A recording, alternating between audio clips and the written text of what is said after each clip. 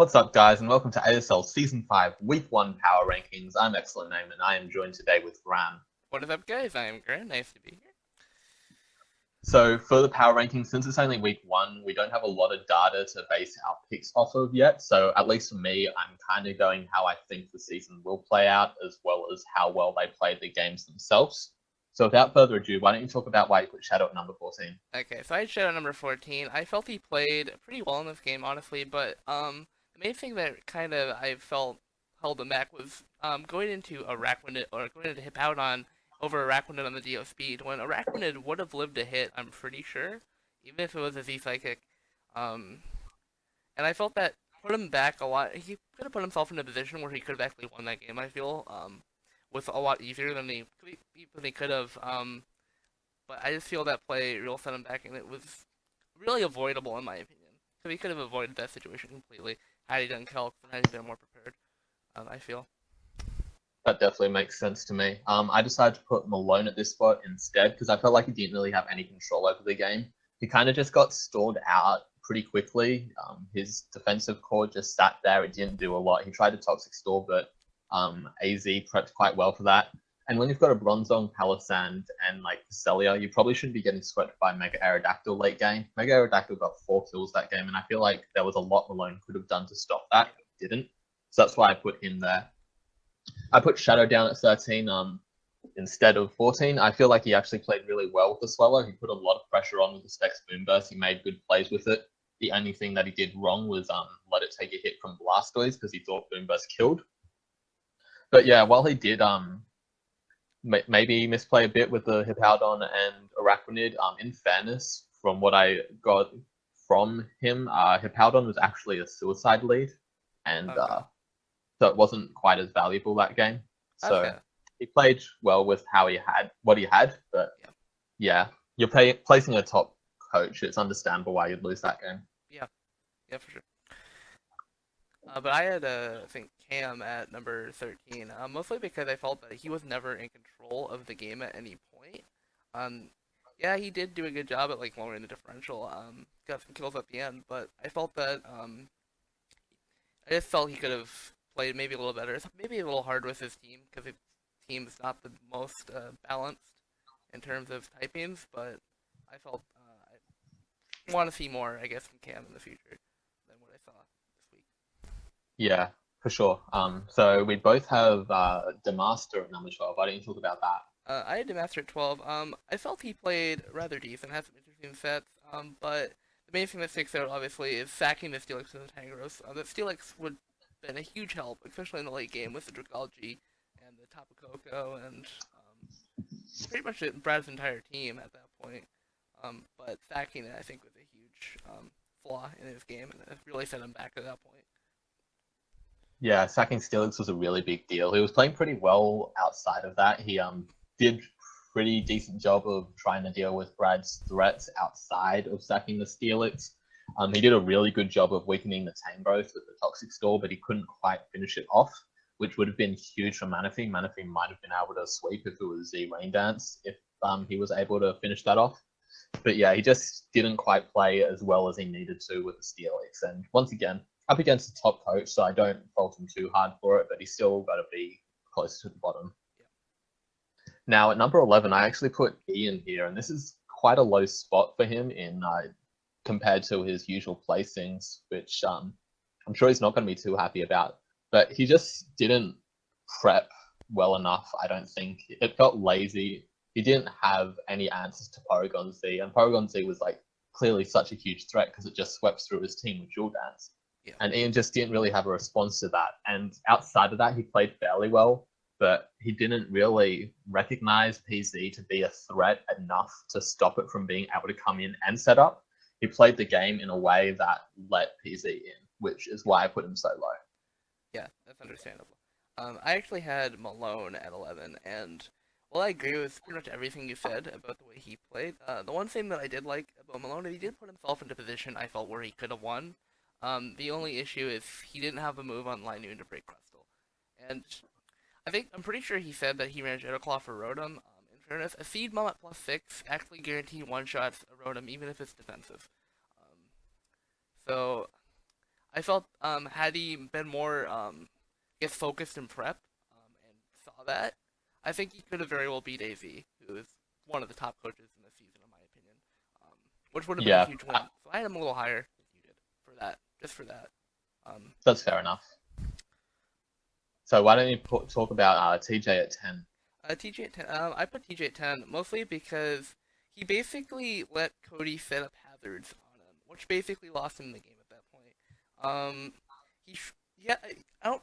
I'm not really too sure on what his hazard removal is, but I'm pretty sure if you see a Greninja and other hazard stackers, you should probably think about bringing hazard removal in prep because that was a huge issue with TJ in week one. The hazards basically lost him the game at that point. It was pretty easy for Cody to win, in my opinion. So I put him at 10. He didn't play Yeah, overly bad, but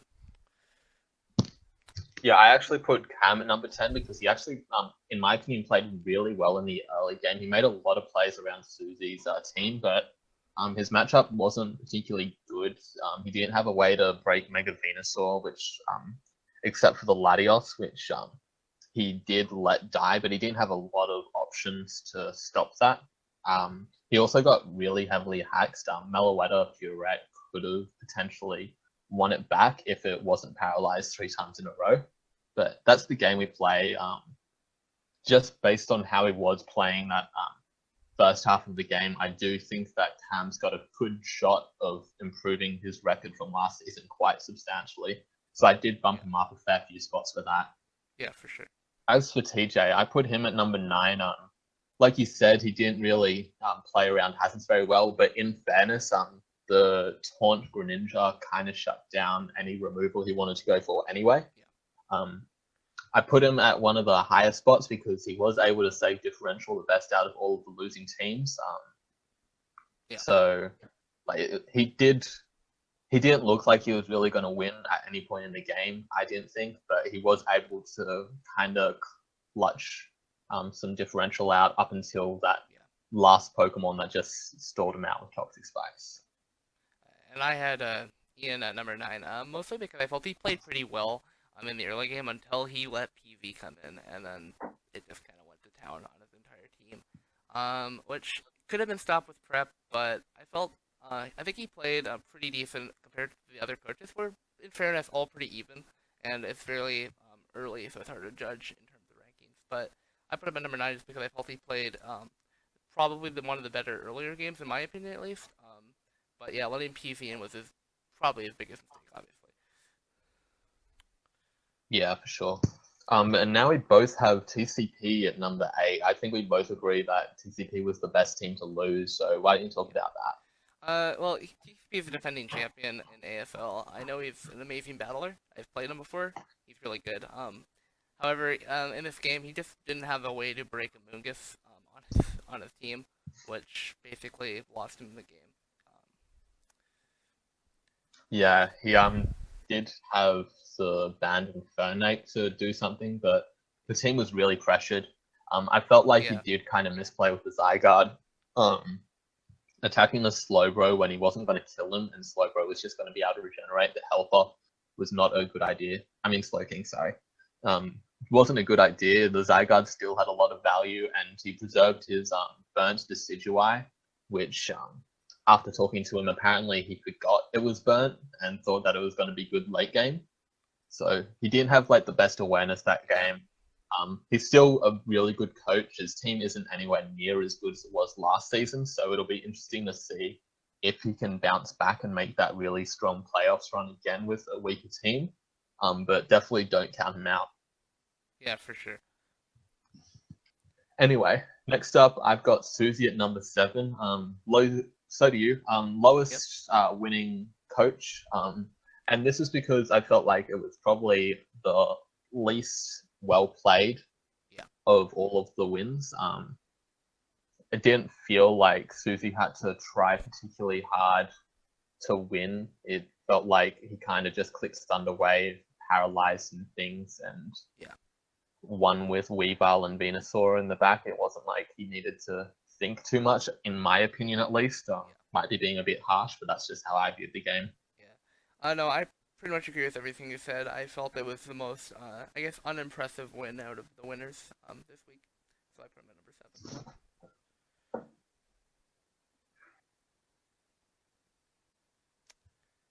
Okay, so 6. We both have Cody and London Lapras.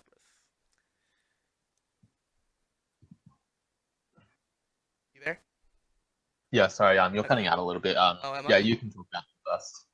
Okay. That's just my So, internet issue. I have Cody at number 6. I felt he played pretty good. The Gren set was really well prepped on his part. And it pretty much put TJ on the back foot through the game instead of the hazards and was able to pressure him. But Cody just did what he needed to do to pick up the win. He weakened stuff with hazards and he got into a position where he can clean up the game. Um, didn't really see too much flaws in his play. And I think he executed the game plan very effectively this week. So I have him at number 6. Yeah, I definitely agree with all of that. I don't think Cody made any glaring flaws in his play, for sure.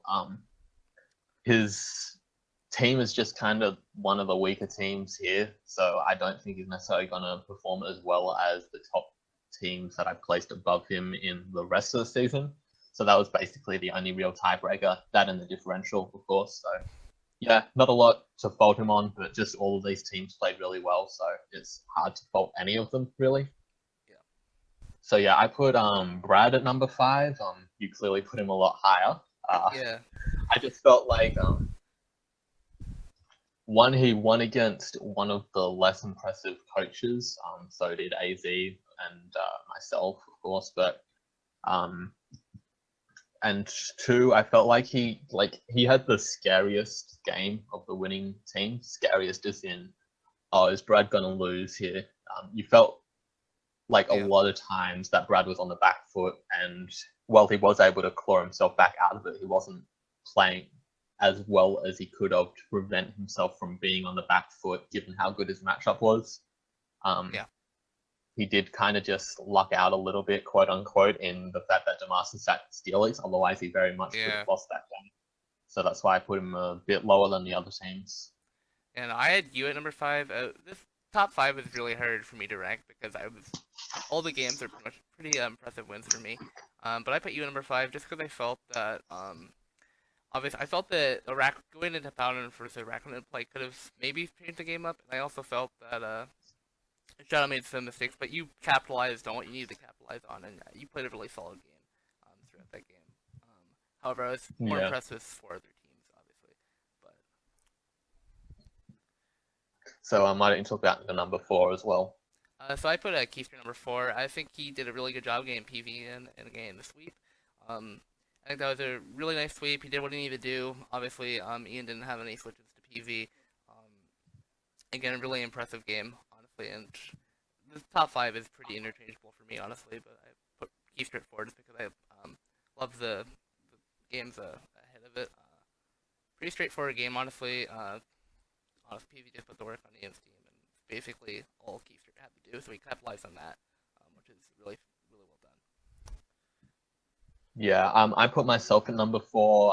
I wanted to put myself at number 1, kind of, but I really couldn't justify it because I fought one of the weaker coaches, while the 2 teams that I placed above me, the 3 teams, sorry, that I placed above me, played what I felt to be stronger coaches. And because I did make some noticeable mistakes, I let Metagross get chipped down too easily, and I played too recklessly with the Deoxys speed, arguably. Deoxys speed sack on the Arachnid I should have scouted for. But Yeah, that's neither here nor there. I still think I'm probably good chance of being like one of the top teams later down the line. It's just after one game I couldn't really justify it. So that's why I put myself at number 4. yeah, At number 3, we both have AZ, and just the way that AZ played this game with the Mega Aerodactyl was really impressive to see. He knew how he needed to yeah, stall out the defensive walls to win the game with his WinCon Aerodactyl, and it was like really good job by him. yeah. He's a new coach this season, so we're yet to see how he'll fare against all the other coaches. But for now, he's definitely looking like he's going to have a good run. Yeah, I put AV at 3 just because he got off in terms of the game plan he was going for. He got off to a really rough start on the early game to execute it. However, he was able to adapt really well into the late game and put himself in a position where he can clean up this game. And I was really impressed with that. And I know that AV is gonna do some things in this league. He's a very good battler, and I think he'll stay near the top this entire season. Um, really excited to see what he can do with his team. It's very good, and I think he'll play really well. Yeah, I agree. So now coming into our top two picks, you put Brad in number two. Yeah, I did. Maybe I might have put him a little lower based on what you said, but I really liked the way he played. Honestly, he didn't really do anything like too crazy, but he did everything he needed to do to get the win. And yeah, Demaster sacked Felix, but Brad took advantage of it, and I think he never lost momentum after that point, and was able just to keep the I guess the pressure on Demaster to win that game. Maybe would have put him a little lower. Now thinking about it again, but I think he played really solid, as did I think 5 other coaches this week. Again, interchangeable, but I'm pretty sure Brad. I know Brad's an amazing battler. I've seen him battle a lot, and I think he'll definitely stay near the top 5 for the entire season. So I think it's pretty justifiable for him to be at 2, in my opinion. Yeah, I definitely agree with that. I put Keister at number two. Once again, Keister played one of the more historically successful coaches in Ian, and the early game was kind of back and forth, admittedly, but the way that he played the game to bring in Paragon Z, he manipulated Ian into letting it come in. It was just like really well done. Ian didn't really have a lot for it, but Keister played well to get to the point where it would win anyway. So yeah, I decided to put him at number two. Yeah, that's fair. And we both have Hutch at number 1. So. Yeah, we do. This because Hutch had easily the hardest opponent of any of the winning teams. Last season champion. This was a run back of the last season's finals, in fact. Yeah. So for Hutch to win in such a dominative fashion, it was like looking really shaky for him at the beginning of the game. But the way that he brought it back into such a dominative win with a Lycanroc was just like really impressive to see. And it's like it's such a great start for Hutch.